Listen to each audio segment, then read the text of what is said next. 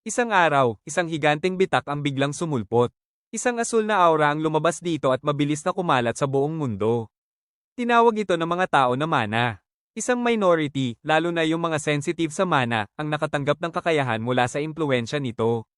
Ang mga taong ito ay nagsimulang tawagin na awakened. Pagkatapos huminto ng mana storm, nanatili ang bitak sa langit.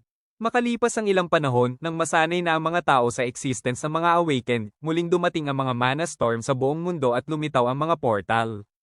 Ibinakod ng military ang isa sa mga lugar na ito mula sa mga civilian.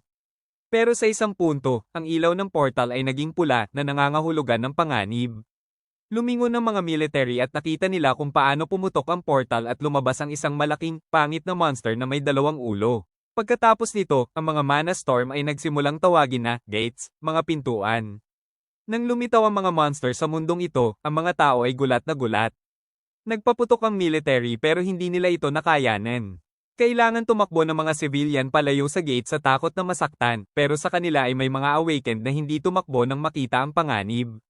Nagsimula silang labanan ng mga monster. Mula noon, ang mundo ay dumaan sa isang cataclysm, naaalala ang paglitaw ng mga gate. Ang bida, si Shin Jonso, ay tumatakbo sa ice cave na may iniisip na magbabago ang lahat kapag naging awakened siya. Ayaw na niyang magtrabaho ng walang tigil. Hindi sa nangangarap siyang hanggan ng lahat, gusto lang niyang hindi na siya bugbugin o nakawan. Pero ayaw rin niyang gumamit ng dahas. Naaalala ang pagkamatay ng kanyang mga kasama sa kuweba na iyon, huminto siya at lumikha ng isang dagger sa kanyang kamay. Pagkatapos ay itinapon niya ito diretso sa ice golem pero tumalbog ang sandata sa matigas nitong katawan at tumama sa kisame. Bumilis ang kanyang paghinga sa takot at pagkatapos ay sumugod ang monster para umatake at tumama pero nablock niya ito at nakatayo pa rin. Pero pumutok ang yelo sa ilalim ng kanyang mga paa. Nakaramdam siya ng pagyanig at natakot at pagkatapos ay nabasag ang yelo at nahulog siya. Gusto lang niya na may matawag na kaibigan pero kahit iyon ay iniisip niyang napakalaking pangarap. Nahulog siya sa malamig na tubig, isang useless na lasenggero. Kinutya siya sa tuwing magpapakilala siya bilang isang hunter. Ang kanyang katawan ay hinihigop sa pinakailalim.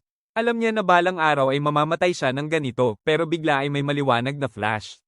Samantala, napagpasyahan na ng monster na patay na siya, pero bigla niyang naramdaman ang pagbabago ng enerhiya sa ibaba at lumingon. Nagyelo sa kinatatayuan. Mula sa kailaliman, si Shin ay nagsimulang umakyat gamit ang mga espada na ginawa niya na parang mga hagdan. Alam niya na balang araw ay mamamatay din siya, pero ayaw niya pang mamatay. Huminto siya sa harap ng monster, ibinaba niya ang kanyang ulo, itinaas ng kanyang kalaban ang kanyang mga kamay, nakakuyom ang mga kamao. Tumingala ang MC sa kanya, nagniningning ang kanyang mga mata na nangangahulugang ayaw niyang mamatay ng walang kalaban-laban. Agad-agad pagkatapos noon, 12 ng matutulis na blades ang tumusok sa katawan ng ice golem at lalong bumaba, na naging dahilan ng pagbagsak nito. Ang mga dagger ay naglaho at ngayon ay maraming bitak ang nakikita sa kanyang katawan. Ang mga sandata ay lumipat sa likod ni Shin at naisip niya na kung maaari lang siyang maging pinakamalakas kaysa sa lahat kahit na siya ay isang support, baka ang kanyang buhay ay maging ibang-iba. Ang system ay na-activate at iniulat na nadiskubre niya ang blank spring. Natupad niya ang lahat ng mga kondisyon para maging isang player. Malugod siyang tinanggap ng system. Ilang oras kanina, ang MC ay tumatakbo sa gubat sa kanyang buong lakas dahil ayaw niyang mahuli sa napakahalagang araw na iyon. Tumatakbo siya sa lugar ng pulong kung saan naghihintay sa kanya ang dalawang C-rank hunters ng Dawn Guild. Isang melee fighter, isang babae na nagngangalang Kim Jiman, ang napansin na narito na siya sa wakas at ang kanyang kasama na may defender class na nagngangalang Lim Duwan ay nakakrus ang mga braso at bumulalas na ang baguhan ay late na. Sinabi sa kanya ng babae na huwag siyang magsalita ng ganun dahil lagi din siyang late. Tumakbo si Shin papalapit sa kanila. Huminto si Shin Jonso at huminga, humihingi ng paumanhin sa kanila dahil sa pagkahuli. Isa siyang D-rank maker class support na dalubhasa sa paglikha ng mga armas. Sinabi sa kanya ni Duwan na nakangiti na huwag matakot, nagbibiro lang siya, hindi naman siya masyadong late. Tinapak ni Jiman ang bagong solta sa likod na nakangiti at sumang-ayon na nagsasabing maaari na silang pumasok at idinagdag na naroon na sina Hyunwoo at Doyoon. Awkward na sumang-ayon si Shin Jonso sa kanila at naisip na masama ang sitwasyon niya dahil 3 buwan na ang lumipas mula nang sumali siya sa guild, ito ang kanyang unang dungeon at na-late pa siya.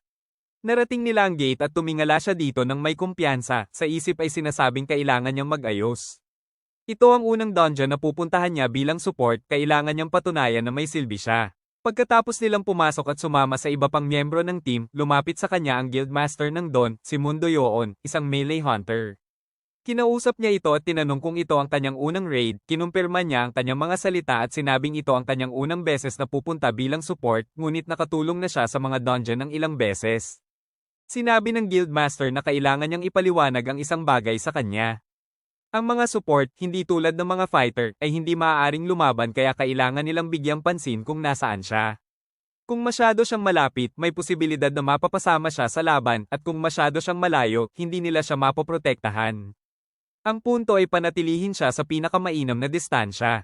Dahil siya ay isang creator, kailangan lang niyang panatilihin ang kanyang distansya at lumikha ng mga dagger kapag ibinigay ang signal, madali lang 'di ba? Kinumpirma ni Shin Jonso ang kanyang mga salita ng kinakabahan at pagkatapos ay nagtanong ng may pag-aalinlangan kung talaga bang iyon lang at wala ng ibang armas na kailangan. Hindi niya ito pinatapos at kinumpirma ang kanyang mga salita na nagsasabing siya lang ang nangangailangan ng ekstrang armas. Madaling dungeon lang ito at ito rin ang kanyang una, kaya dapat alalay lang. Bigla, ang mage na si Yunwo, isang C-rank hunter na dalubhasa sa ranged combat, ay nag-activate ng kanyang magic at sinabi sa kanila na huminto. Nakakaramdam siya ng mana, mayroong monster doon. Sinabi ng Guildmaster sa lahat na maghanda sa labanan, kailangan nilang panatilihin ang formation. Humakbang si Duwan sa harap na tinatakpan sila at nagsimula silang sumulong pa sa loob ng kuweba.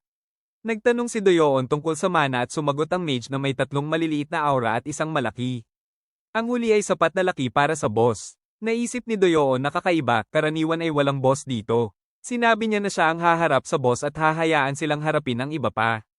Pagkatapos nito, lumingon siya kay Shin Jonso at tinanong kung gaano katagal bago makalikha ng isang dagger. Kung magmadali siya, sumagot ito na aabot ng mga 20 segundo kung susubukan niya, ngunit ang dagger na ito ay hindi tatagal kahit 1 minuto. Hinubad ng guild leader ang maskara sa kanyang mukha at nakangiting hiniling sa kanya na magsimulang lumikha nito, matatapos niya ito sa loob ng 40 segundo. Sa sandaling iyon, isang grupo ng 4 na monster ang sumugod para umatake. Ito ay mga Crystal Lizard, danger level D ito ay isang monster na tumutubo sa mga mana stone ng dungeon, ang hitsura at kakayahan ay nagbabago depende sa naabsorb na mana stone. Nakangiting sinabi ni Duwan na magsisimula na siya at nag-warm up si Jiman sa kanyang mga kamao at sumang-ayon.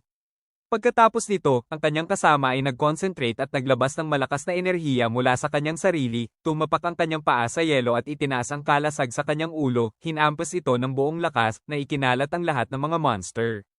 Pagkatapos nito, sumugod si Jiman para umatake at ikinuyom ang kanyang kamay sa isang kamao at pagkatapos ay sinuntok ang monster sa ulo na ikinagulat nito.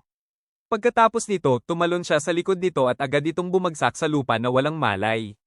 Sa oras na ito, 2 monster ang sumugod sa iba pang kagrupo at napansin niya ito, naisip niya na mas mabilis silang nakaka-recover kaysa sa inaasahan. Binalaan niya ang iba tungkol sa panganib at sinabi na may 2 monster ang papunta sa kanila. Nakatayo si Hyunwoo sa kanyang likod at nagsimulang mag-conjure ng isang magic circle na nagsasabing halos patapos na siya. Sumigaw siya ng malakas at pagkatapos ay lumabas ang mga fireball mula sa magic circle, pagkatapos nito ay naganap ang isang malaking pagsabog at ang mga monster ay nasunog. Natuwa siya na nagtagumpay siya. Sinabi ni Duwan na napakagaling nito, hayaan siyang tumulong ngayon. Sa sandaling iyon, nagsimulang lumikha ng mga armas si Shin Jonso at tumingin sa kanila ng gulat na iniisip na iyon ay isang magandang klase ng pag-atake. Ngayon ay naiintindihan na niya kung paano lumalaban ng isang guild. Tinawag siya ni Doyoon at tinanong kung ano ang nangyari sa mga armas. Sumagot siya na halos tapos na at sinabi sa kanyang sarili na huwag magambala, kailangan niyang mag-focus. Gamit ang isang F-rank skill na tinatawag na Creation, lumikha siya ng isang maliit na dagger, pagkatapos ay hinawakan ito at inihagis sa Guildmaster. Sinalo niya ito ng buong husay at ginamit ang kanyang kakayahan upang takpan ang blade ng kadiliman. Ito ang kanyang A-rank skill na tinatawag na Shadow Weapon. Ginagamit ng skill ang sandata ng gumagamit upang ibahin ito sa isang Shadow Weapon. Ang mga Shadow Weapon ay tumataas sa kalidad at mana depende sa mana ng gumagamit at nawawala pagkatapos ng ilang sandali. Sumugod si Doyoon at lumapit sa pangunahing monster, pagkatapos ay sumulong at pinutol ang ulo nito. Agad na namatay ang Ice Monster at bumagsak ang bangkay nito sa lupa at nawala ang sandata sa mga kamay ng leader. Ang lahat ng mga miyembro ng team ay muling nagtipon at nagtanong si Duwan kung may nasaktan. Sumagot si Jiman na okay lang siya at naisip ng MC na mas cool sila kaysa sa kanyang naisip. Ang bawat isa sa kanila ay mahusay, ngunit ang kanilang teamwork ay higit na kapuri-puri.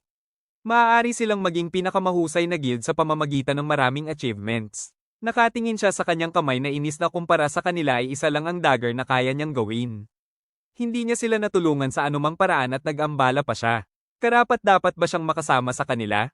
Napansin ng kanyang mod, lumapit sa kanya ang guildmaster at sinabing napakagaling ng kanyang ginawa, tinanong din niya kung nasaktan ba si Shin Jonso. Medyo nalito siya at nasa sabik na sumagot na okay lang siya salamat sa kanila. Pagkatapos ng isang segundo, idinagdag niya na hindi siya gaanong kapaki-pakinabang at tumawa siya ng awkward.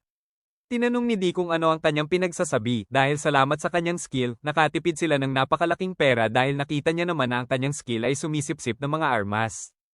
Kaya hindi niya ito makakayang bilhin kahit pa ang pinakamura.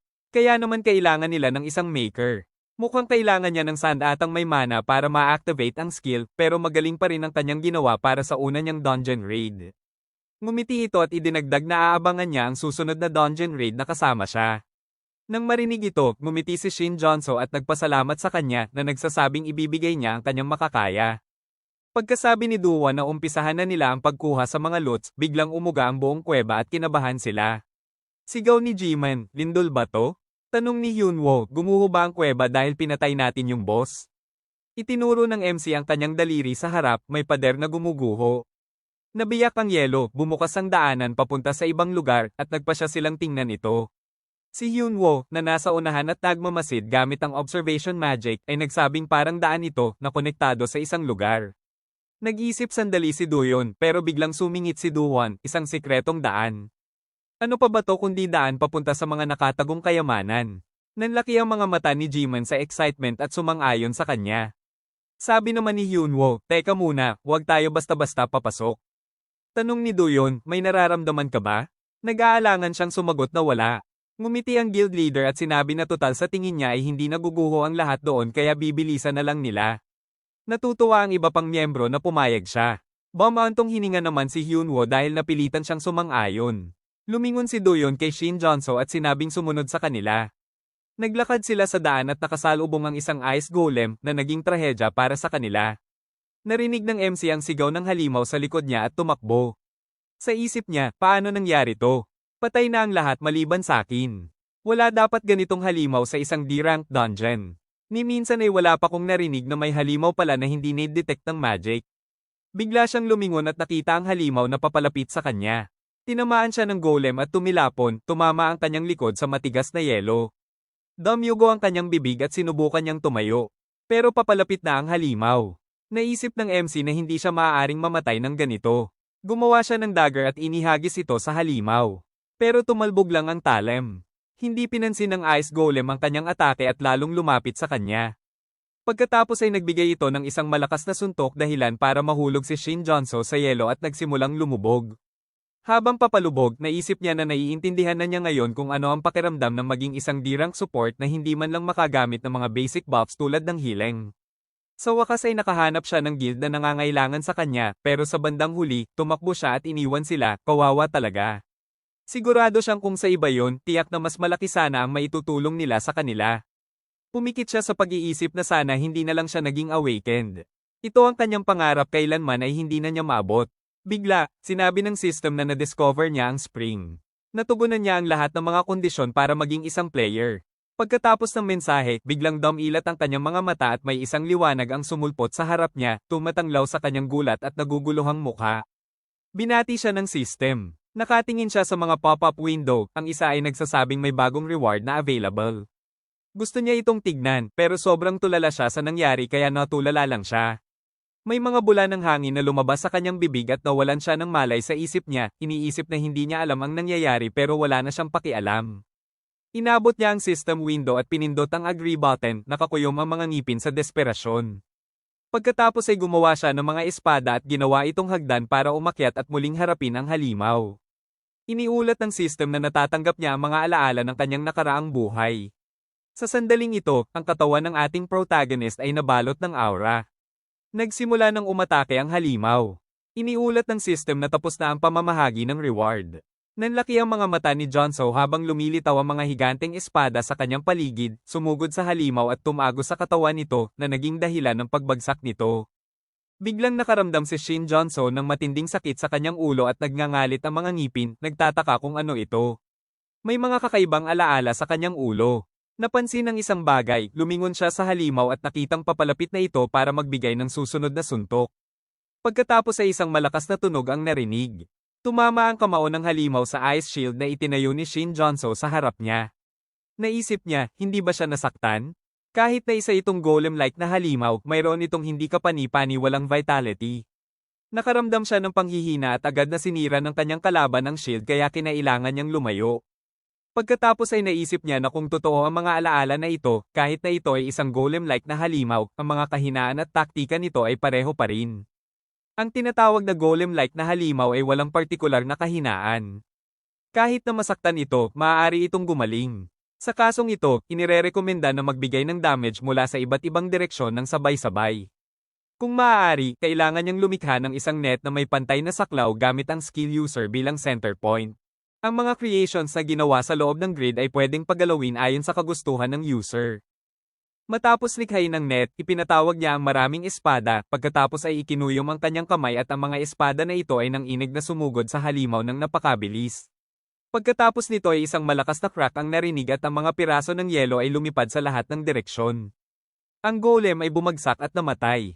Ang MC ay lumapit dito at bumaantong hininga sa pag-iisip kung paano niya naisip na ang grid world na ito ay isang support skill lamang na maaari niyang gamitin upang lumikha ng mga item ng mas mabilis. Mukhang habang tumataas ang efficiency ng skill na ito ay maaari rin itong gamitin pang atake. Iniulat ng system na natalo ang boss. Nakita ang system window sa harap niya, itinanong niya kung maaari niyang tingnan ang impormasyon ng halimaw o dungeon. Wala siyang natanggap na sagot. Napansin niya ang isang purple na aura na tumataas mula sa katawan ng halimaw, nagiging isang sphere at bumabagsak sa kanyang kamay. Iniulat ng system na ang passive magic engraving skill ay na-activate. Nakatingin siya dito ng gulat at sinabing, ano to? Pagkatapos nito, nagpa siyang isipin ang lahat ng mga nangyari sa kanya. Natanggap niya ang mga alaala mula sa kanyang nakaraang buhay.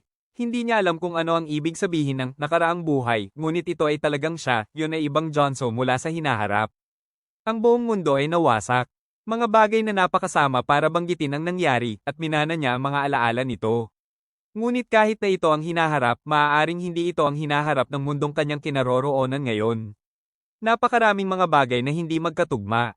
Kahit ang status screen sa harap niya, hindi ito nangyari sa kanyang past life. Isang system window ang lumitaw sa harap niya na may listahan ng mga skills, creation, communication, rental payment, at grid world. Napagtanto ng MC na talagang naging player siya. Ito ay isang terminong ginagamit para sa mga piling tao na awaken. Batay sa kanyang mga alaala, ang mga players ay wala pa sa panahong ito. Mga 2 taon pa mula ngayon, isang maliit na bilang ng mga awakened ang napili upang maging mga player. Isang asul na screen ang lumitaw na tanging ang mga piling tao lamang ang makakakita sa hinaharap. Ang mahiwagang bagay na ito ay tinawag na system na parang isang biro lamang. Sapat na ito upang gulatin ang mga awakened sa buong mundo. Hindi lamang binigyan ng mga player ng isang system, lahat sila ay nakatanggap ng iba't ibang mga reward, halimbawa, lakas at mga skills na iba sa mga mayroon sila dati. Ang mga system at reward ay lumitaw mula sa kung saan ginamit ng mga player at naging dahilan ng kanilang mabilis na paglakas kumpara sa iba pang mga awakened. Salamat sa Guild Master na naging isa rin sa mga napili, ang Dowen Guild na kanyang kinabibilangan ay naging isang first-class guild. Wala siyang direktang kinalaman dito, ngunit ito ay nag-udyok sa kanya na lumakas sa kanyang unang buhay. Upang matapang na manatiling isang umuunlad na guild, patuloy siyang nagsisikap na paunlarin ang kanyang mga skills. Sa system window, makikita mo ang mga skills na natutunan mo at ang proficiency. Nang una niyang marinig ang tungkol sa system, naisip niya na ito ay convenient. Sa huli, ito ay talagang naging ganoon.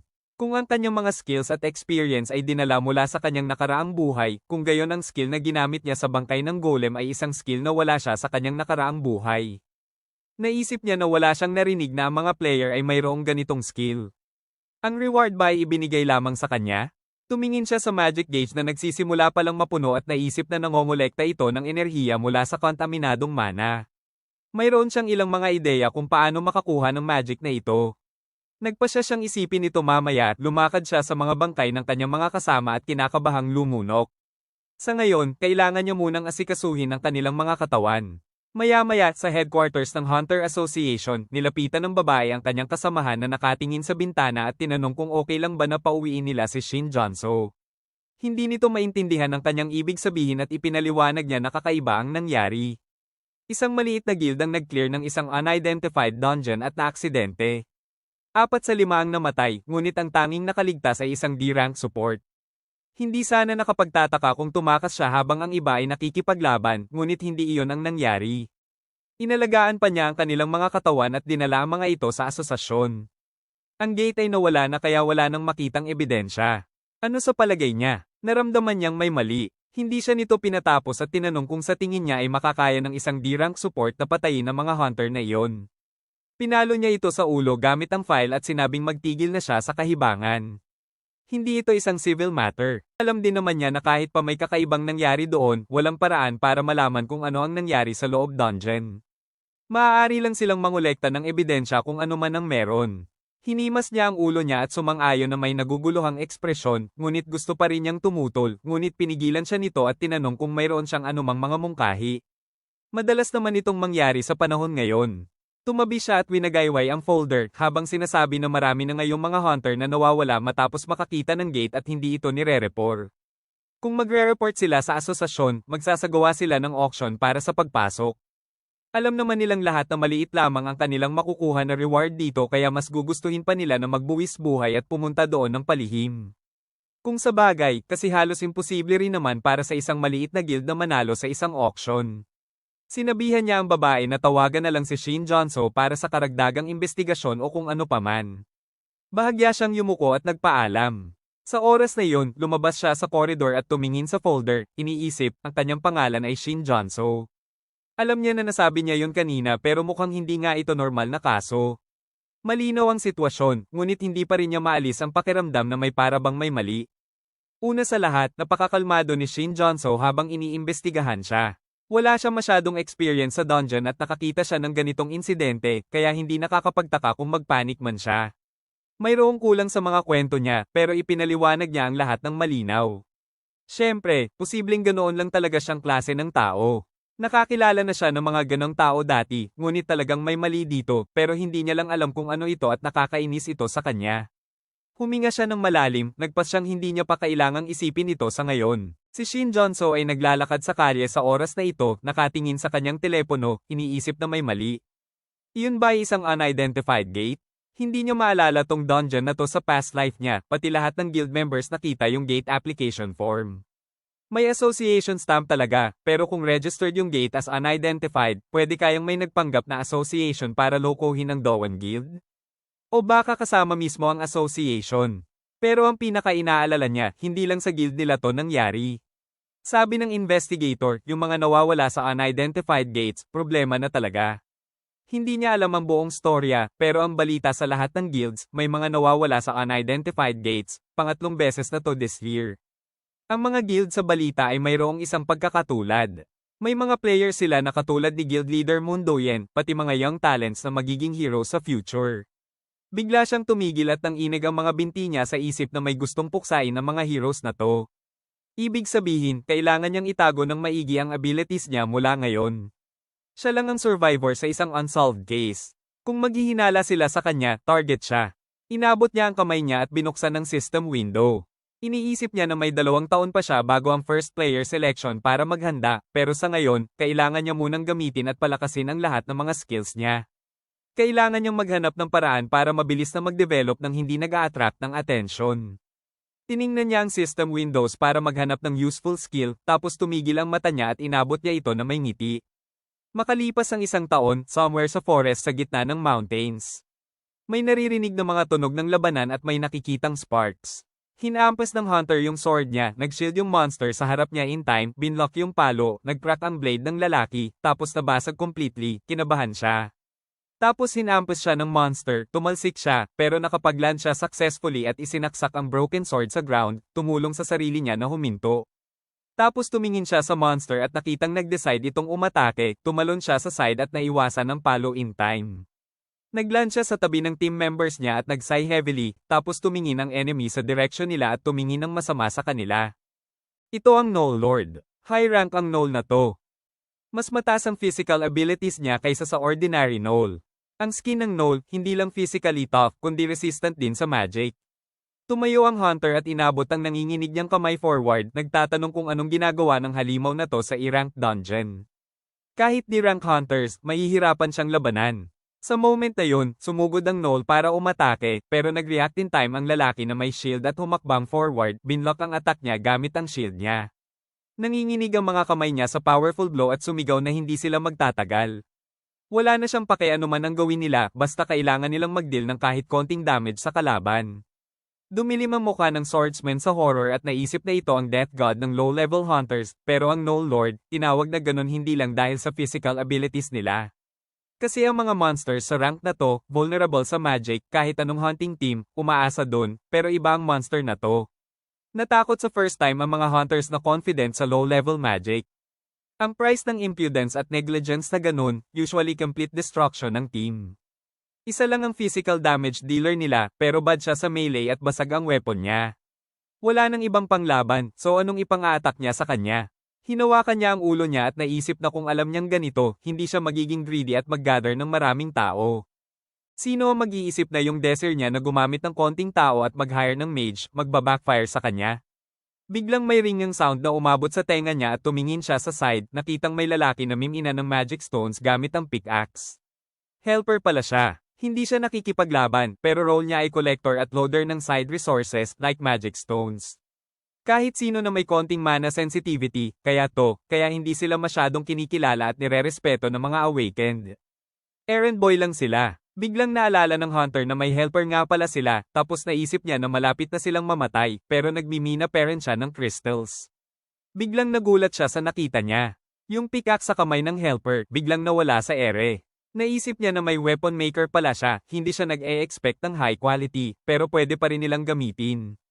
Malakas niyang tinawag yung helper, tapos lumingon siya. Si Shin Junso pala. Mabilis siyang lumapit at excited na nagtanong kung maker ba siya o kung marunong ba siyang gumawa ng swords. Kinumpirma niya yung sinabi niya, tapos pinakita niya yung broken blade niya, nakiusap siya na gawan siya ng sword kahit anong klase basta matibay. Nagsorry si Shin Junso at pinaalala na helper lang siya, hindi support. Sa sinabi niyang yun, nanginig yung swordsman at sinabi na hindi ito ang oras para magsalita ng ganon. Hindi ba niya nakikita na malapit na silang mamatay, kung hindi nila mapatay yung boss, mamamatay din siya? Nag-sigh heavily si Shin Junso, reluctantly pumayag sa request niya, tapos nagsimulang gumawa at sinabi na may condition siya. Pag clear nila ng dungeon, kailangan nilang kalimutan lahat yung ability niya. Pag nag-divide sila ng loot, gusto niyang makuha yung katumbas ng nakukuha ng support. Kung lahat sila pumayag, tutulong siya. Tiningnan ng lalaki yung bagong weapon sa kamay niya na nagulat. Tas nagreklamo yung swordsman para sa taong hindi naging creator at nagtatrabaho bilang helper, sigurado siya na ang quality ay hindi maganda. Tinanong niya kung iniisip niya na makiklear niya ang dungeon gamit lang ang weapons. Kalokohan lang to. Nag-smirk si Shin Junso at sinabing nakakatawa. Yung weapon sa kamay ng iba, nagsimulang magbago, tapos sinabi niya na ang good weapon ay necessary element para maklear ang dungeon. Pagkatapos nun, inabot niya yung kamay niya sa kanya na may wide smile at ginarantiyahan na basta may element sila na to, makiklear nila ang dungeon. Maya-maya, sa Overkill Guild, isa sa 3 pinakamalaking guild sa Korea, may babaeng secretary na naglalakad sa hallway at tumigil sa malaking pinto, tapos kumatok siya, at pinapasok siya ng lalaki na nakaupo sa office. Tinawag niya siyang guildmaster at sinabing nagpadala ang association ng cooperation request.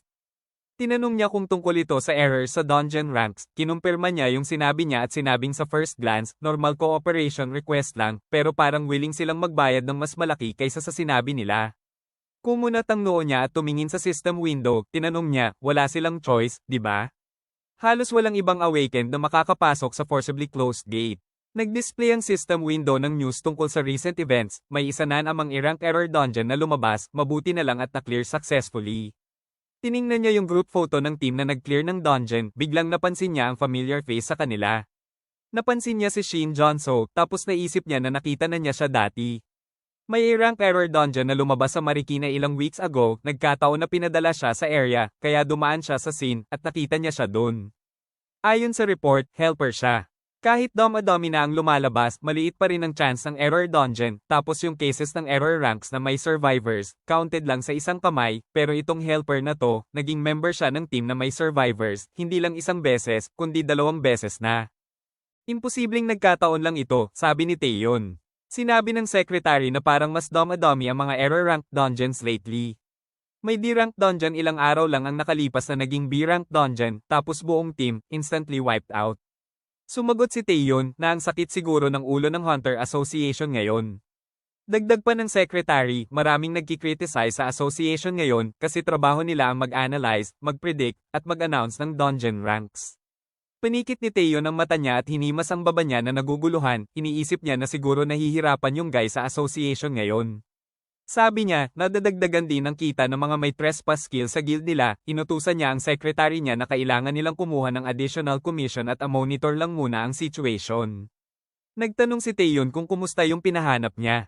Sumagot ang secretary na hinanap niya sa lahat ng lugar, pero walang weapon maker na A-rank pataas, pero nakakuha siya ng B-rank weapon mula sa Japanese blacksmith, at tinanong kung gusto ba niyang subukan. Sagot niya, alam niya na kahit anong weapon na below A-rank, masisira pag ginamit niya ang skill niya, kahit nga A-rank hindi din nagtatagal. Tumayo siya sa upuan at sinabi na meron din namang mangilan-ngilan na makers na supports. Inutusan niya ang secretary niya na ipagpatuloy lang ang paghanap dahil naubusan na siya ng pasensya sa pag-aaksaya niya sa mga weapons niya. Sumagot ang secretary na naiintindihan niya lahat tapos may kumatok sa pinto, ang vice guild leader pala yun, sumilip sa office, sabi may nangyari. Tumayo si Taeyeon sa table at lumapit sa kanya, tinanong kung ano ang problema, at sagot niya, urgent message mula sa association. Tiningnan niya ang location ng dispatch order ng association, at yun din ang D-rank dungeon na kung saan nagpunta ang newbies bilang free attack team. Tinanong niya kung anong rank na ngayon, sagot niya, C rank na at upper C rank pa. Bumauntong hininga si Taeyeon pagkatapos, sabi niya, hindi niya pwedeng pabayaan ang newbies niya, mukhang emergency, kaya pupunta siya personally. Maya-maya, dumating sila sa gate location kung saan nag-gather ang journalists. Nang mapansin nila ang presence ng Overkill Guild, agad silang lumingon at nagsimulang magpicture sa kanila, hinihiling nila na sumagot sila sa mga tanong nila. Hindi niya sila pinansin, at ang worried girl na naghihintay sa kanya, nagpasalamat sa pagpunta niya, sabi niya, hindi niya alam na pupunta siya personally. Tinanong niya kung kumusta ang situation, lumingon siya sa gate at sagot niya, ang attack team na pumasok ay 6 hunters, 2 supports, at 1 helper, lahat sila ay mas malakas kaysa sa kailangan, pero hindi mahalaga ang numbers, kasi C rank na ang dungeon. Tinanong niya kung gaano nakatagal simula nung pumasok sila sa loob, sagot niya, mga 2 hours na ang nakalipas, at lumapit siya sa gate, sabi niya, hindi niya alam kung ilan sa kanila ang buhay pa, pero gagawin niya ang lahat ng kanyang makakaya. Yumuko ng konti ang babae at nagpasalamat, pagkatapos nun, tumingin si Taeyeon kasama ang guild member sa gate at inihagis ang case niya sa ground. Inabot niya ang kamay niya sa secretary para bigyan siya ng something, tapos inabot niya ang kamay niya sa bag kung saan sumabog ang bright light at kinuha ang sword mula doon. B-rank support siya na nag-specialize sa pagbubukas ng subspace sa mga lugar na nakatikip o closed places. Pagkatapos nun, inabot niya ang weapon sa guild master. Binalot niya ang blade ng apoy, winagayway niya ang espada niya, nag-activate ang trespass skill niya, at may maliit na crack na lumabas sa gate na lumaki pagkatapos ng 1 segundo. Ang skill na to, ay puwersahang nagbe-break ng way sa accumulation ng mana, kayang sirain ang kahit anong wall na form ng barrier, kasama ang gate. Pero pag nag-move sa ibang dimension, ang trespass skill ay gumagana lang sa user nito. Pagkatapos ng atake niya, nabasag ang sword niya, tapos inabutan ulit siya ng bagong sword ni Hiso, at sinabi niyang mag-ingat siya. Pumayag siya, tapos nag-decide siyang pumasok at dumaan sa crack sa gate. Pagkapasok niya, tumigil siya agad at tumingin sa paligid, ramdam niya ang ibang temperature at humidity dito. Sa disgusting smell, siguro may reptiles na nakatira dito. Sa linis ng floor, parang medyo intelligent ang monster. Ayon sa rank ng dungeon, isa lang ang sagot. Lizard man, at medyo matanda pa, sila ay humanoid reptiles, D-rank monsters sila. Nakatira sila sa tribal groups, compared sa ibang humanoid monsters, mahaba ang buhay nila, lifespan proportional sa intelligence at combat power. Napansin niya ang maraming monster corpses sa sahig, sinaksak ng swords at arrows, tapos pumunta siya sa ibang room, iniisip niya na sa pagtingin sa corpses, mahuhulaan niya ang size ng group at fighting strength nila, pati ang level ng injured party. Sa preliminary calculation, siguro patay na sila ngayon. Habang tumatakbo siya, biglang narinig niya ang sounds ng fighting at voices. Hindi niya maiwasang mag-isip ng masamang senaryo, pero pagdating niya sa lugar kung nasaan ang team, nakita niya ang hindi niya inaasahan. Umatake ang monsters, pero na-block ito ng swordsman. Nag-fire ang babae ng arrow na tumagos sa katawan ng monster. Natigilan si Taeyeon sa surprise at naisip niyang nananalo sila. On the contrary, sa movements nila, halatang mas malakas ang lizard man. Biglang na-interrupt ang thoughts niya sa nakita niya sa sunod na nangyari. Natamba ang hunter at tumalsik ang sword niya, tapos tumingin siya sa kanya na may horror, realizing na hahampasin siya ng powerful blow. Sumugod si Taeyeon para tumulong, iniisip niya na hindi pa huli ang lahat tapos biglang humampas ang lizard man ng powerful blow, pero binlock ang attack niya ng isang sword na nakalutang sa ere, na gumulat sa kanya. Bumilis ang breathing ng hunter sa takot at ang guildmaster na tumatakbo para tumulong sa kanya, tumigil at naisip na magic ito, pero agad niyang tinanggal ang thought na yon, realizing na weapon ito na ginawa sa ere, pero sino ang gumawa? Lumingon siya at nakita niya ang helper na nakatayo sa tabi ng crystals na nagsummon ng sword. Pagkapansin ni Shin Jonso ang gaze niya, lumingon siya sa side at nagmeet ang mata nila. Tumingin si Shin Jonso sa team members na lumalaban sa monsters, tapos nagsimula siyang magbilang. Pagbilang niya ng 9 people, lumingon siya kay Taeyeon at tinuro siya, sabi niya, siya ang pang-10. Naguluhan siya, dahil naalala niyang 9 lang ang pumasok. Kumunat ang noo ng guildmaster at tinanong kung anong ginagawa niya. Sa moment na yun, binlock ng isang team member ang attack, pero mas malakas ang monster at tumalsik. Agad na tumakbo ang mage para tulungan siya, at itinaas ng lizard man ng sword niya sa ulo niya, naghahanda para humampes. Pagkakita ni Taeyeon, nag-alala siya at agad na sumugod para umatake, kinuha niya ang isa niyang sword. Tumingin si Shin Jonso sa open suitcase niya, naisip niya na hindi niya inaasahan na pupunta si Taeyeon personally para tumulong sa kanila. May dala siyang weapon na hindi niya ginagamit, extra ba to? Umabot sa mukha niya ang hot wind na gawa ng palo ni Taeyeon, sinangga niya ang malakas na atake ng kalaban. Tapos sinabi niya sa guys sa likod niya na umatras. Tinulungan ng mage ang comrade niya na tumayo at nagpasalamat sa tulong niya, pagkatapos nun, pinatalsik ni Taeyeon ang weapon sa kamay ng opponent niya. Tapos binalot niya ng flames ang weapon niya at sumugod sa kanya, mabilis niya itong pinaghihiwa na parang sibuyas. Natakpan ang katawan ng monster ng maraming cuts at bumulwak ang green blood nito. At tuluyan nang bumagsak ang corpse niya sa sahig. Tumingin si Taeyeon sa sword niya na medyo worn out na, naisip niya na hindi niya pa nagagamit ang full strength niya pero pasira na yung weapon niya. B-rank weapon ito, pero masyadong mahina. Tumingin siya at nakita niya ang lizard man na tumatakbo papunta sa kanya. Hinampas siya ng monster, at nag-defend si Taeyeon, tapos tumalon pa atras at napunta sa tabi ni Shin Jonso, na tumawag sa kanya. Tinanong niya kung nangyayari ba ito every time na gumagamit siya ng skill. Sinabi ni Shin Jonso na napakapangit naman ng weapon niya at mukhang disposable pa. Sumugod ang ibang monsters, at tinanong ng guild leader kung naghahanap ba siya ng away. Biglang lumabas ang blue spark sa harap ng mukha niya, at may weapon na ginawa mula dun. Inabot ito ni Shin Jonso sa kanya at sinabing kunin niya ito at huwag sirain ang kawawang weapon niya. Tumingin siya sa sword na nagulat, naisip niya, ginawa niya ito sa isang gesture lang. Narealize niya na weapon maker ang ating bida, at hindi lang average, kundi very skilled. Napansin niya ang pickaxe sa kamay niya, nagtataka siya kung bakit siya umaastang helper. Narinig niya na ang low-rank supports, minsan pumapasok sa dungeon bilang helper, pero biglang na-interrupt ni Shin Jonso ang iniisip niya, at kinuha niya ang broken sword mula sa kamay niya at sinabing may isang condition. Pagkatapos nilang i-clear at lumabas ng dungeon, kailangan niyang kalimutan lahat ng tungkol sa kanya at sa skills niya. Inabot ni Taeyeon ang kamay niya sa bagong sword at tinanong kung iniisip niyang makakalimutan niya lahat dahil lang gusto niya. Sinimulang sirain ni Shin Jonso ang sword at sinabing kung ayaw niya, pwede naman siyang magpatuloy at sirain lahat ng high-class weapons niya. Nagsay ang guildmaster at naisip na kahit na masisira din naman ang weapon pag ginamit niya ang skill niya, naisip niyang hindi na rin masama magkaroon ng extra. Kinuha niya ang sword at sumagot na naiintindihan niya lahat at pinanggako rin niyang kakalimutan niya ito na ikinangiti ni Shin Jonso at sinabing kung ganun, maaari na siyang magpatuloy at magpakasaya. Pagkatapos nun, sumugod ang guildmaster para umatake at lumapit sa galit na lizard man. Sinindihan niya ang sword gamit ang bright flame at umatake, naglabas ng malakas na flames ang espada ni Taeyeon. Mas ginamit ng monster ang lakas para subukang pigilan ang attack niya, pero sa huli, nabasag ang sword niya. Laking gulat ni Taeyeon sa nangyari. Naisip niya na gusto lang niyang i-deflect ang attack pero nagtaka siya na nauna pang mawasak ang weapon ng kalaban niya kesa sa kanya. Tumingin siya sa blade at naisip na mas malakas ang pag-control niya sa sword kaysa sa dati pero hindi man lang to nagasgasan. Nagtaka siya kung sadyang malakas lang ba talaga yung sword na yun. Sumulyap siya kay Shin Johnso na naggagather ng crystal sa oras na yun at naisip niyang weapon maker pala siya na kayang gumawa ng B-rank weapon on the spot. Nag-decide ang monster na atakihin siya gamit ang broken weapon. Itinaas niya ang sword sa ulo niya para umatake. Naghanda si Taeyeon, naisip niyang interesting to, gusto niyang malaman kung hanggang saan ang kaya nito, nilakasan niya pa ang power output niya. Sa thoughts na yon, isinaksak niya ang sword niya sa tiyan ng monster, tapos ginamit ang skill, tumagos ang malakas na apoy ng blade sa likod ng monster. Hindi nag-aksaya ng oras ang guildmaster, humawak siya sa balikat ng lizard man, hinugot ang sword niya sabay talon sa likod nito. Itinaas niya ang nagliliyab niyang espada sa ibabaw nito. Isinaksak niya ang blade sa ulo ng monster at tumagos ito, sumigaw ito ng malakas, tapos bumulwak ang dugo mula sa bibig nito at bumagsak ang bangkay nito sa sahig. Dinala ni Taeyeon ang blade sa mukha niya at maingat na inexamine ito, napansin niyang walang kahit isang scratch, ibig sabihin, pwede niya pang lakasan ang paggamit nun.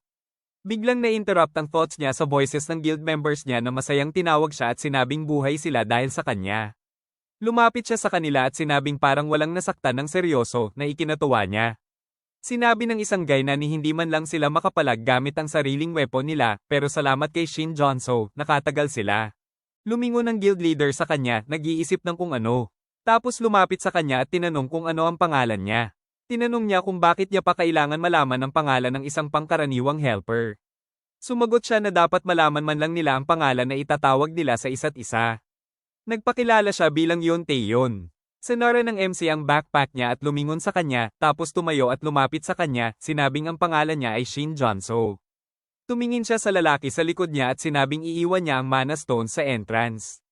Pumayag siya na naguguluhan ang ekspresyon. Nang palis na si Shin Johnso, pinigilan siya ni Taeyeon at sinabing sandali lang. Inalok siyang sumama sa boss room at sinabing iwanan niya muna ang gamit niya doon. Kinuha niya ang backpack mula sa kamay ng bida. Sinabi ni Shin Johnso na pumunta siya doon bilang isang helper lang. Inabot ng guild leader ang backpack sa lalaki at sinabing naging error dungeon na ito, kung hindi nila matatalo ang boss, walang makakalabas, helper man o support. Sumagot siya na kaya naman ni Taeyeon talunin ang boss ng mag-isa. Sinabi ni Taeyeon, na gaya ng nakita niya kanina, walang weapon na kayang tumagal sa skills niya kahit gaano pa siya ka-capable, walang kwenta yon kung masisira niya lang din ang weapon na ginawa ni Shin Johnso para sa kanya. Medyo nagalit ang ating bida at sinabi na imposibleng mawasak ang weapon na gawa niya. Sumagot si Taeyeon na yon ang akala niya, dahil nasa error dungeon sila, ang creatures na nakatira dito ay hindi ordinary lizard men. Kung ganun din ang boss, hindi masama ang magpakasiguro. Nag-sigh heavily si Shin Johnso, nag-decide na pumayag, tapos inihagis ang backpack sa floor at lumapit sa kanya, tinanong kung kailangan lang niyang sumama sa kanya. Maya-maya, nasa isang malaking hall sila na may ilaw ng torches. Huminto sila sa mismong entrance, nakita nila ang throne sa kabilang dulo ng hall kung saan nakaupo ang Lizard King na may danger level na C+. Ito ang huling anyo ng Lizard Man pagkatapos mabuhay ng mahigit isang siglo at pagpapalit niya ng balat. Kahit maliit ang katawan niya, ang lakas at bilis niya ay hindi maihahalin tulad sa ibang kalahi niya. Kumunat ang noo ni Shin Johnso at sinabi ni Taeyeon na mas mabuti kung huwag nilang pansinin ang existing danger levels at information tungkol sa Lizard King. Kumpiyansang ngumiti at sinabi ni Taeyeon na tapusin na lang nila ito sa pinakamabilis na paraan. Pareho nilang ginamit ang abilities nila at sinabi ni Taeyeon na kung magtatagal sila, baka masira ang weapon ni Shin Johnso. Sumagot ang bida natin na sinabi na nga niyang hindi masisira yon. Kung hindi siya naniniwala, subukan na lang niya. Inabot ng Lizard King ang kamay niya papunta sa kanila. Tapos itinuro ang dulo ng sibat niya sa kanila, hudyat pala ito para umatake ang kasama niyang monster. Pagsugod ng monster, sabay silang tumalon paatros. Tapos umapak si Taeyeon sa pader at mabilis na sumugod papunta sa kalaban. Napansin ito ng lizard at paglapag niya sa malapit sinunggaban agad siya ng monster at sa oras na ito, inilagay niya ang espada niya sa harap niya para dumipensa. Hinampas ng monster ang buntot nito kay Taeyeon sa sobrang lakas, tumalsik si Taeyeon paatros. Tapos tumalon siya at sumugod ulit pero ngayon, sasalubungin siya ng Lizard King. Nagbanggaan ang espada nila na may malakas na tunog. Pareho nilang dinagdagan ng distansya sa pagitan nila. Sumakay ang Lizard King sa alaga niya at nagsimula itong maglabas ng apoy mula sa bunganga nito. Tapos, nagbuga ito ng malakas na apoy papunta kay Taeyeon. Gusto niyang sanggin ito gamit lang ang espada niya pero gumawa si Shin Johnso ng shield sa harap niya kaya naprotektahan siya mula sa malakas na apoy. Nagpatuloy siyang nakatayo sa tabi, nanunood sa laban habang sinusuportahan si Taeyeon. Sa moment na yun, sumugod ang lizard at binangga si Taeyeon kaya siya tumalsik paatros. Tumalsik siya sa tabi ni Shin Jonso.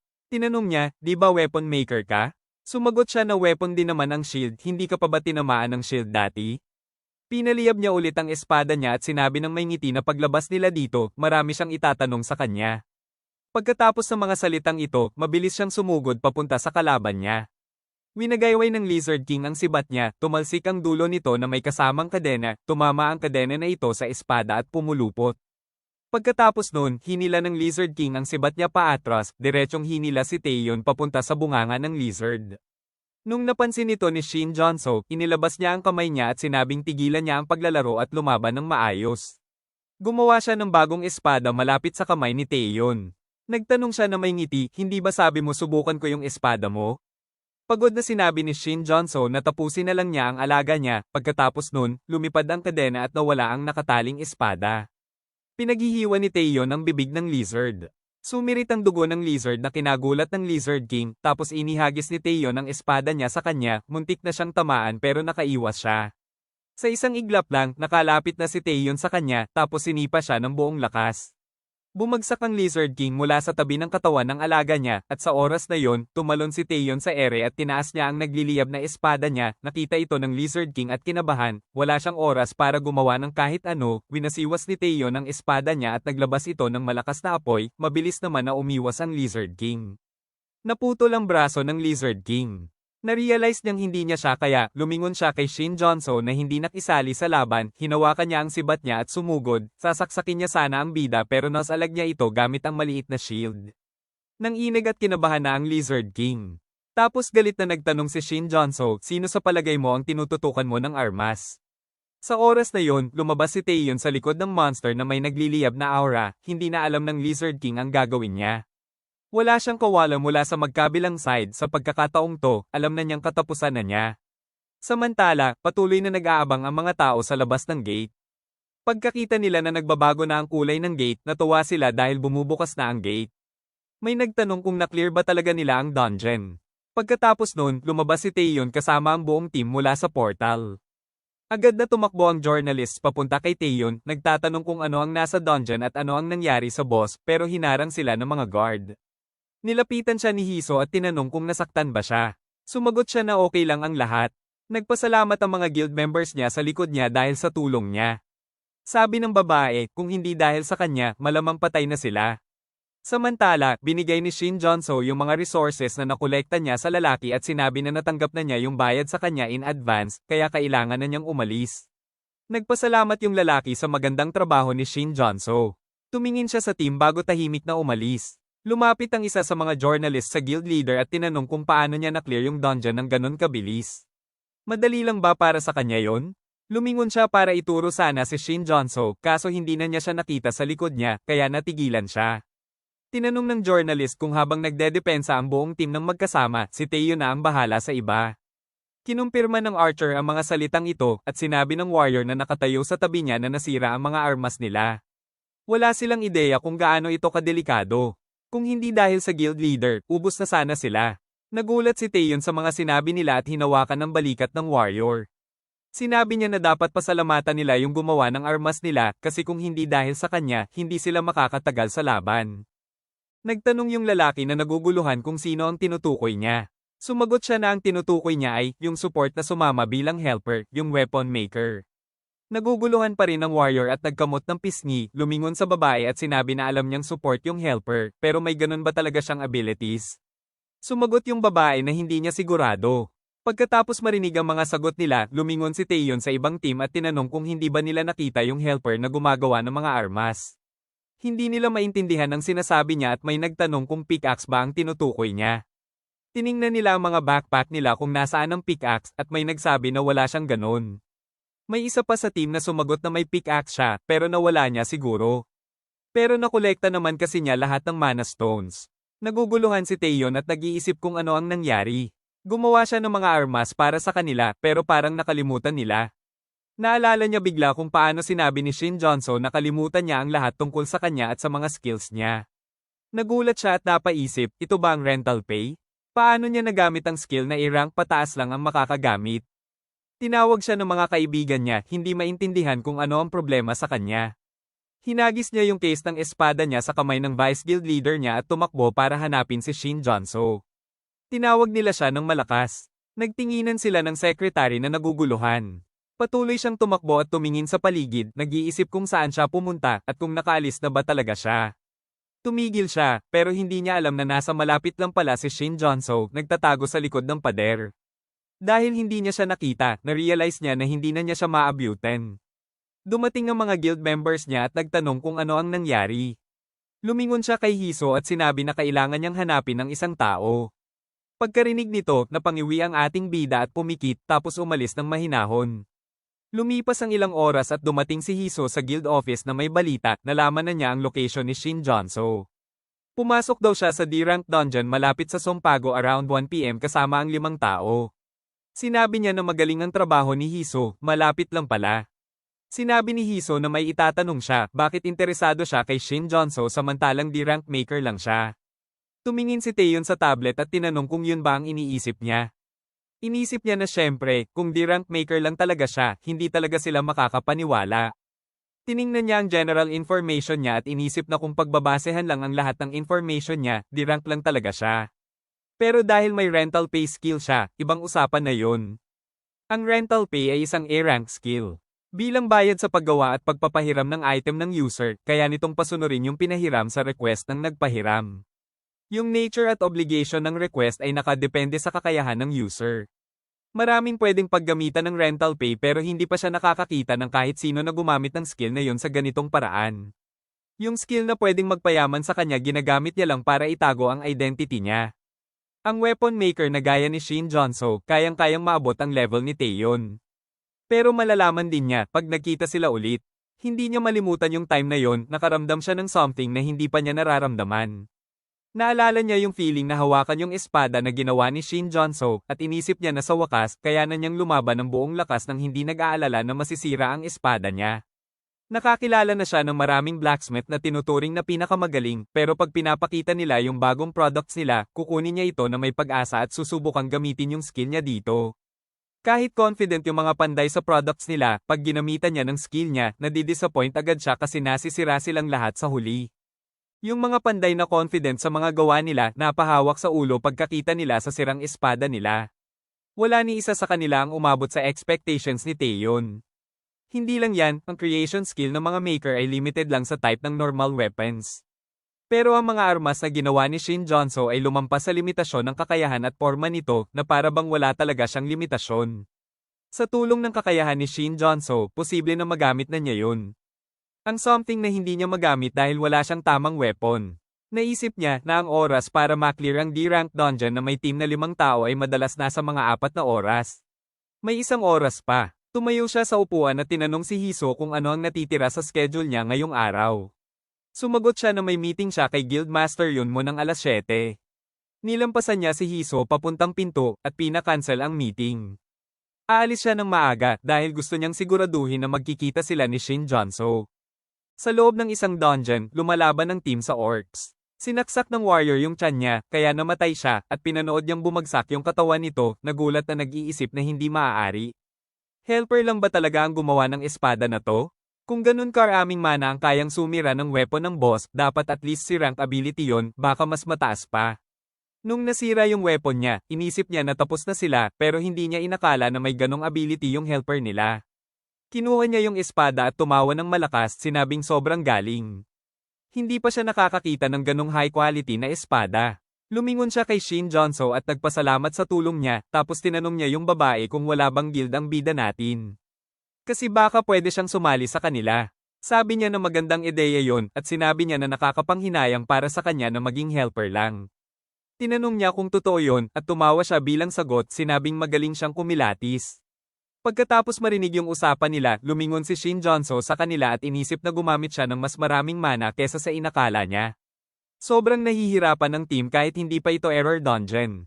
Naglakad siya sa lugar kung saan tumubo yung mana stones at hinagis yung backpack niya sa sahig, iniisip na kung meron lang siyang mana na kagaya ng gun amit niya sa ice golem dati, hindi sana siya hirap ngayon.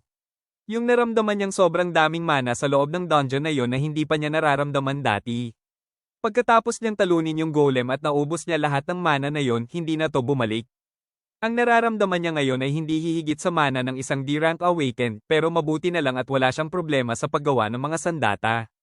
Gumawa siya ng pickaxe at tiningnan to, iniisip na sino ang mag-aakala na makakatulong ang past life memories niya ng ganito. Ang basic skill ng weapon maker ay creation, na tumutulong sa paggawa ng special items. Kahit intuitive yung skill, yung quality ay proportional sa dami ng mana na ginamit. May isa pang paraan para maparaas ang efficiency ng skill na to, pero hindi pa ito alam. Ito yung level ng comprehension. Kapag mas mataas ang level ng pag-intindi mo sa ginagawa mo, mas maganda ang kalidad ng item na magagawa mo. Ang pinakamaganda pa dito, habang tumataas ang kalidad, tumataas din ang efficiency ng mana. Kaya, kahit pareho lang ang dami ng magic na ginagamit mo at pareho ang item na ginagawa mo, depende sa level ng pag-intindi mo, malaki ang diferensya sa kalidad. Naalala niya kung gaano siya nag-training nung natutunan niya ang hidden feature na to. Nag-aral siya ng materials, nag-training ng support, pumunta sa workshop para sa weapon crafting class, pero mas marami pa siyang nakuha kaysa sa inaasahan niya. Nag-umpisa siyang magmina ng mana stones sa pamamagitan ng pag-swing ng pickaxe niya. Akala niya, hindi niya alam kung gaano ito kaganda, pero kumpara sa dami ng mana na ginamit, parang mas malaki pa ito kaysa sa dagdag lang. Pero, totoo din na kulang pa rin to. Mahirap pa rin para sa kanya na gamitin ang creation at rental pay skills ng sabay. Ang equipment na nagdadagdag ng mana ay mahal, kaya hindi niya ito mabibili sa ngayon. Pero at least, nakakabili pa din naman siya ng mana potion na mass-produced items. Kailangan niyang mag-order ng ilang potions, pero sa sahod niya bilang helper, mahirap pa rin. Pero, walang mag-hire ng D-rank support, kaya wala siyang choice. Binuksan niya ang window gamit ang passive skill na mana engravings at naisip niya na okay din naman ang resulta. Malapit na, konti na lang para maabot ang goal na 20% mana engravings. Ang ilang dungeon clears ay hindi sapat. Ang isang normal na dungeon ay mahigit lang sa 1%, masyadong mababa ang efficiency. Isa lang ang natitirang paraan, pumunta sa error dungeon. Ito lang ang paraan para maka-absorb ng maraming mana ng sabay-sabay. Dito, kumpara sa ibang dungeons, ilang beses na mas maraming mana ang naa-absorb. Ito ang lugar na kailangan niya. Naalala niya si Taeyon at naisip niya na ang problema ay mahirap ma-detect ang error bago pumasok sa dungeon. Ang error dungeon nung nakaraan ay mahirap sana kung hindi dahil kay Taeyon. Pagkatapos niyang kolektahin ang lahat ng mana stones sa backpack niya, pumunta siya sa mga team members niya na may iniisip na kailangan niyang makahanap ng dungeon na may at least si rank boss at maghanda. Ang tanging paraan para lumakas bilang D-rank awakened ay malaman ng reward ng mana engravings. Hindi nagtagal, na-clear ng team ang dungeon at lumabas sila. Nagpasalamat ang lahat sa isa't isa para sa cooperation at nagpaalam. Napansin ng MC na walang sinabi ang mga ito tungkol sa ability niya, kaya natuwa siya na na-erase niya ang memories nila. Biglang may familiar na boses na tumawag sa pangalan niya, kaya natigilan siya. Agad siyang lumingon at nakita niya ang Overkill Guild leader na papalapit sa kanya kasama ang secretary niya. Tinanong siya kung naalala niya ito. Naisip ng bida na hindi gumana ang skill sa kanya. Nagbuntong hininga siya at tinanong kung maniniwala ito kung sasabihin niyang hindi niya ito naalala. Inabot niya ang business card at sumagot na hindi siya maniniwala. Kinuha niya ito at tinanong kung ano ang kailangan niya. Sumagot siya na kailangan nilang mag-usap tungkol sa isang bagay. Nakiusap siya na bigyan ng kahit konting oras niya. Tiningnan ng MC ang information sa business card at naisip niya na ang Overkill Guild ay isa sa 3 pinakamalalakas na guild sa Korea. Hindi pa siya pwedeng sumali sa ganoong kalaking guild. Kailangan niyang maghanap ng dahilan para tumanggi. Pagkatapos niyang ilagay ang card sa bulsa niya, lumingon siya at sinabi niyang wala siyang time. Nagmamadali siya para sa importanteng meeting. Pero, hindi siya pinayagan ni Taeyon na umalis, kaya hinawakan nito ang balikat niya at sinabi nitong hindi niya pagsisisihan ang usapang ito. Hindi ito magtatagal at ililibre rin siya nito ng dinner. Napansin ni Shin Jonso ang displeased look ng assistant niya at sinabi nitong ang pagiging guild leader siguro niya ay nagbigay sa kanya ng maraming oras para maglaan ito ng oras sa isang D-rank support. Sumagot ito na may ngiti at sinabing baka nga. Pagkatapos nito, tiningnan siya ng MC at naisip niyang hindi niya ito masyadong gusto, pero kailangan niyang tignan kung gaano ka-effective ang rental pay skill niya sa kanya. Pagdaan niya dito, pumayag siyang mag-usap basta mabilis lang. Ngumiti si Taeyon at pumayag. Pagkatapos nito, dumating sila sa restaurant at umupo sa private room. Noong nakahanda na ang table na may iba't ibang pagkain, tinanong ng bida kung anong kailangan ng Overkill Guild leader sa D-rank support na tulad niya. Nagduda siya na dahil lang ito sa maraming free time nito para makipag-usap sa kanya. Sinabi ni Teo na gaya nakita niya, isa siyang berserker. Dahil sa sobrang lakas ng attack power niya, kailangan niya din ng espada na makakayang tumagal sa lakas niya. Kaya ang pinaka-importanteng trabaho ng berserker ay maghanap ng supplier ng espada na babagay sa kanila. Siyempre, pumunta na siya sa maraming lugar para maghanap. Naglakbay siya sa buong bansa at overseas, nagsimula sa blacksmith na tinatawag na pinakamagaling sa field niya at mangilan-ngilang weapon makers. Kung may kahit konting opportunity, mag-o-order siya ng weapon at hindi mahalaga ang oras at pera.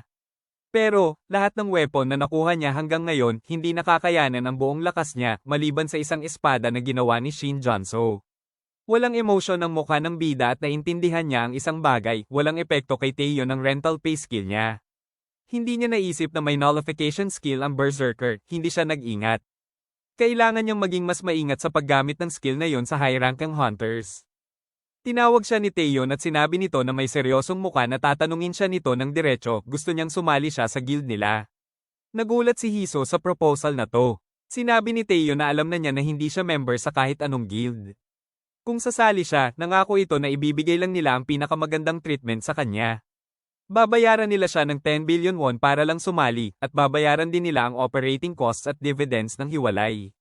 Gagawa sila ng kontrata para sa 1 taon, at sa bawat renewal, tataas ang fee ng 10%.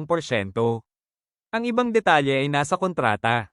Hindi siya pinatapos ni Shin Junso at tumayo ito mula sa table, humingi siya ng pasensya sa kanya, at sinabing hindi niya planong sumali sa kahit anong guild sa ngayon, kaya kailangan niyang tumanggi.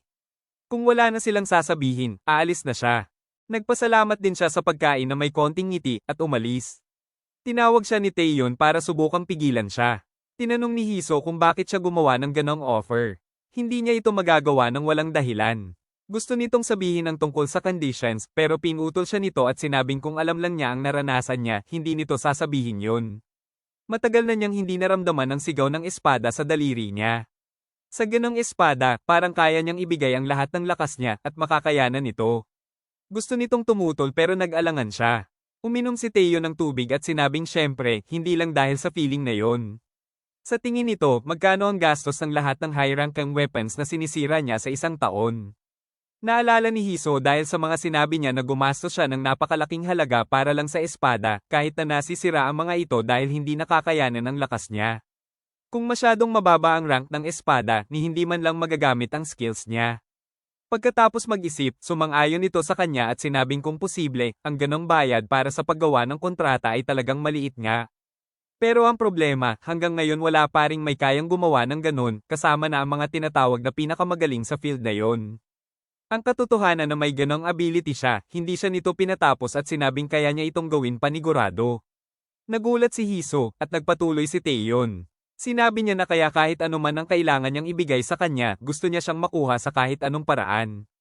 Lumipas ang oras. Naglakad ang bida sa kalsada, iniisip na sino ang mag-aakala na darating ang araw na tatanggihan niya ang scout offer ng isa sa top 3 guilds.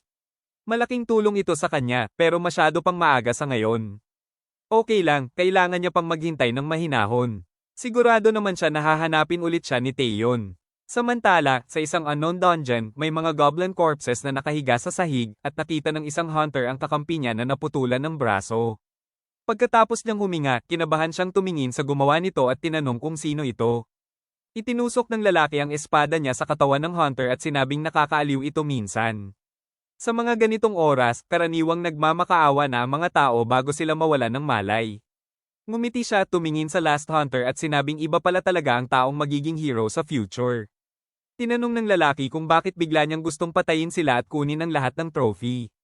Sumagot ito na hindi iyon dahil sa ganon kaboring na dahilan. Ayaw din niyang sabihin ang totoong dahilan. Hinugot niya ang espada sa bangkay at sinabing iniisip niyang sayang lang din magpaliwanag ng kahit ano sa taong malapit ng mamatay, pero sasabihin niya dito kung matatalo siya nito. Nilagay niya ang sword sa balikat niya na may ngiti at sinabing sumugod siya sa kanya agad kung ayaw nitong mamatay. Nagngit-ngit ang hunter at naisip niyang talagang mahirap na kalaban to.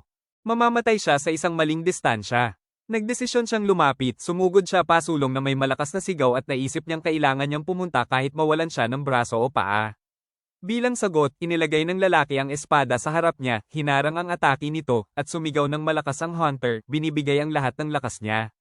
Pagkatapos nito, hinampas niya ng hinapas ang espada niya sa kalaban pero sinalag niya lang ito ng walang hirap. Biglang pinatalsik ng lalaki ang espada mula sa kamay ng hunter, itinapon ito ng mataas sa ulo nito. Nagulat na tumingin ang hunter sa espada. Pagkatapos ay sinipa siya ng kalaban niya. Sa sobrang lakas, tumilapon siya sa kabilang side ng hall. Tumama ang likod ng hunter sa pader at nanginginig sa sakit. Sinabi ng lalaki na nakakalungkot, kinaladkad niya ang espada niya sa sahig, lumapit ito sa hunter at sinabing nag-volunteer siya dahil ito ang unang hero rank subjugation ng taon, pero sino ang mag-aakala na magiging small fry lang ito? Pero, ang katapangan na pinakita nito ay kahanga-hanga. Noong tinakpan ng anino nito ang hunter, humingi ito ng kapatawaran na may luha sa mata at nag-umpisang magmakaawa. Pero wala siyang pakialam at itinaas ang espada sa kanya, nakangiting sinabi na tatapusin niya siya ng malinis. Binigay niya sa hunter ang isang mabilis na kamatayan na nagdulot ng pagbulwak ng dugo. Tumingin siya dito na dismayado at nagmura, sinabing akala niya, sa unang pagkakataon sa mahabang panahon, mapapalaban na din siya, pero ni hindi man lang ito sapat na pang-warm up. Ano ang ekspresyon ng injustice sa mukha nito? Sinabi niya na huwag itong mag-alala dahil mare-report ito na matapang siyang lumaban sa boss at namatay na bayani. Kinuha niya ang phone niya at kinunan niya ng picture ang bangkay at sinabing pangkaraniwan ito sa isang error dungeon. Pagkatapos niyang tapusin ito, tiningnan niya ang mga pictures at sinabing hindi na masama dahil nadagdagan ang collection niya. Pagkatapos, binuksan niya ang mga pictures ng ibang patay at idinagdag na nabubuhay siya para kolektahin ang mga. Hindi natapos ang sinasabi niya dahil may bigla siyang naramdaman. Sinabi niya na may displeasure na kinamumuhian niyang maramdaman ang vile energy na to kaya kung hindi niya itatago, huwag nang itago at lumabas na lang siya ng kusa. Bumukas ang mga pinto ng hall at pumasok ang priestess. Kumaway ito sa kanya na may ngiti at nagsorry, sinabing nagmamadali siya dahil narinig niyang may precious ingredients dito. Hinugot niya ang espada sa bangkay at sumagot na mga idiots lang ang nandito, kaya sinabi niyang huwag siyang makinig sa kanya at maghintay pa ng konti. Lumakad ang priestess sa gilid niya at hindi siya pinatapos, nagbabantang nagtanong, ang mga salitang ito ba ay nangangahulugang gusto mong sumalungat sa kagustuhan niya, executioner? Nababalot ng energy ang katawan nito at nagbuntong hininga siya na may displeasure, sinabing masyado itong sensitive, sinabi lang niya yon. Linisin na lang daw niya dito. Ginamit ng priestess ang abilities niya at sumang-ayon, sinasabing ewan na lang nito ang lahat sa kanya dahil dun siya magaling. Pinaalalahanan niya ito na may gloomy expression tungkol sa promise nito na hahayaan siya nito na lumaban sa isang S-rank hunter. Dahil ang promise lang na ito ang dahilan kung bakit siya sumasama sa kanya. Sinabi niya na dahil sa consciousness na ito kung anuman, kailangan niyang patayin ang mga ito ng malinis, hindi niya magamit ang power niya ng buo. Lumapit ang priestess sa corpse ng hunter at gumawa ng bloody magic circle sa ibabaw nito, sinabi niyang huwag siyang mag-alala, taken siya nito agad. May liwanag na lumitaw sa loob ng sugat sa bangkay, at tinanong niya kung sino naman kaya ang lalabas ngayon. May kamay na lumitaw mula sa katawan ng patay na hunter. Umakyat ang monster, at ang priestess, nakatingala dito na may ngiting tagumpay, tinawag itong anak at masayang sinabi na ang sinabi ng taong yun ay totoo. May matangkad na halimaw na parang tao na ang katawan na may malakas na energy ang lumitaw sa harap nito. Lumipas ang oras, dumating ang bagong araw. Nagtipon ng association guards at mga ordinaryong tao sa harap ng isang gate. Si Shin Jonso, na dumating para maklear ang dungeon na ito, napansin ng isang familiar na tao at tiningnan ito na may displeasure. Si Taeyeon, na dumating din dito, inayos ang sombrero niya, at sinabing nandito din pala si Shin Jonso. May katahimikan sa pagitan nila, at pagkatapos ng short pause, tinanong ng bida kung ano ang ginagawa niya dito. Sinabi nitong maganda ang paningin niya dahil nakilala siya nito agad.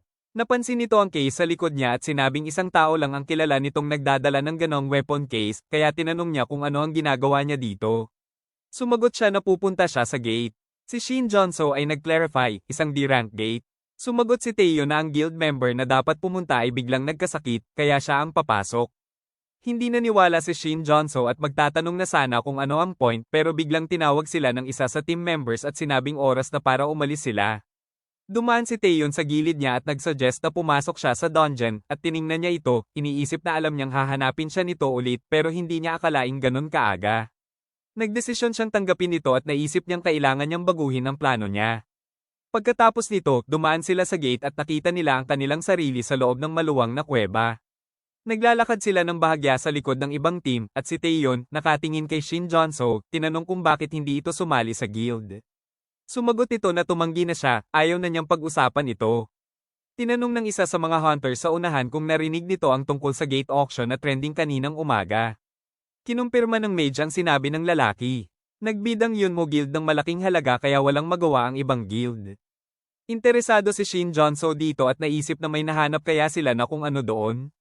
Tinanong ni Taeyeon kung interesado itong bumili ng gate, kung sasali siya sa guild nila, madali nitong mabibili ang special gates above B rank dahil meron silang silent privileges sa pangalan pa lang ng guild nila. Ang pangalan ng guild ay malaking bagay para sa isang awakened, makukuha mo ang respeto at paghanga ng mga tao, hindi lang dagdag na trabaho, kundi pati na rin ang mataas na sahod at rewards kumpara sa iba.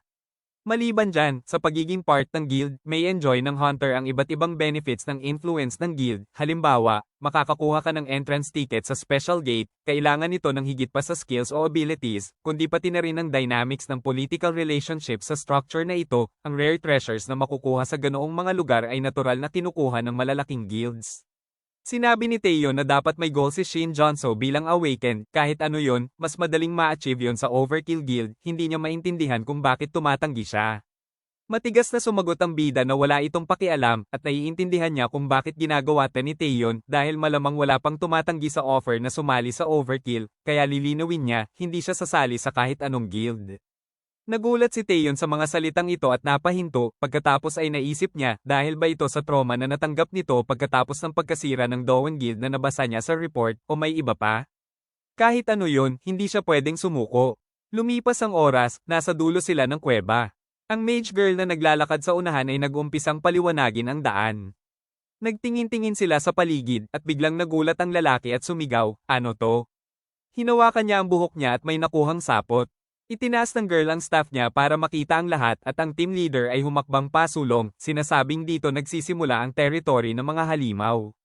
Parang mga newbies ang lahat ng hunters dito, kaya magpapaliwanag siya ng maikli, kahit sigurado siyang nabasa na ng lahat ang intel. Lumalabas dito ang Legion Spiders, ang difficulty level ng bawat creature ay mababa. Pero nabubuhay sila bilang isang grupo. Ayon sa reconnaissance, may mga 50 sila, hindi masyadong marami.